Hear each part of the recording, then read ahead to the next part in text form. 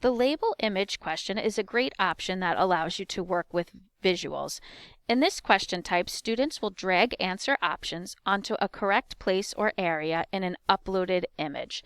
So let's take a look at a few examples that you might like to look at. You'll see that an image has been uploaded.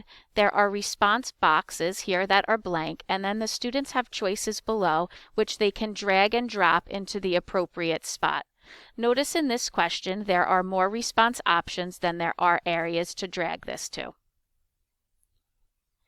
In the next option, you will notice that there is a flowchart diagram here where the students once again are able to drag the correct answers to the right spots in the image. This question type can be used in all different subjects and can be used for all different grade levels. You'll see here that this is asking students to drag and drop to correctly label if it's a shape and form. So here you're going to have multiple different images and you're only going to have two options, but it allows these options to be duplicated for the students to use multiple times if necessary. Moving along, you'll see questions can be developed for your youngest students. And you're also going to notice that there are going to be questions that have pointers in them. So if you have an area that is quite defined that you want to make sure you are correctly pointing to, you have this option for the pointer. So let's take a look at how we can use the label image to build a question. When you're in your assessment, you'll click on the label image option and it will open up a new box for you.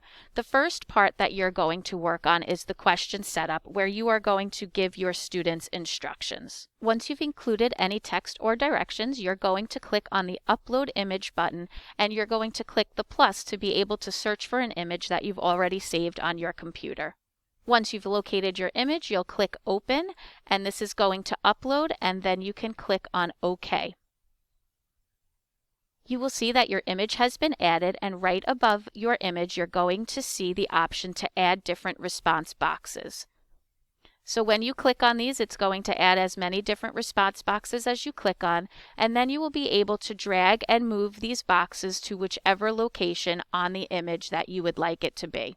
Once you've moved your response boxes to the correct location, the next option you're going to fill out is your possible responses. So this is going to give your students all of the options that they have to work with.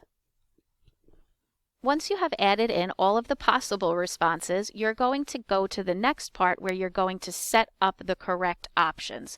So here is where you're going to see your possible responses below, and you can drag and drop these into the correct location. Once you've dragged your responses into the correct location, you will notice that you have some additional options. The first option is going to be able to duplicate responses, which means the students can use these more than once. The second option is going to be whether you want the students to have an exact match or a partial match. A partial match means they will be given credit for the answers that they have correct, but they won't be given credit for the answers that they don't have right. Under additional setup options, you're going to see that you have the option to include your pointer. So when you click on this, you're going to notice that the pointer dot appears here. You also have the option to change the width of your response boxes. So if you need a little bit more room in your response box area, you'll be able to change this and you'll see the size of the box is much bigger. When you've completed setting up your answers, you could go to the preview and you will see what your students are going to see in this question. And when you are all finished, you're going to click Save.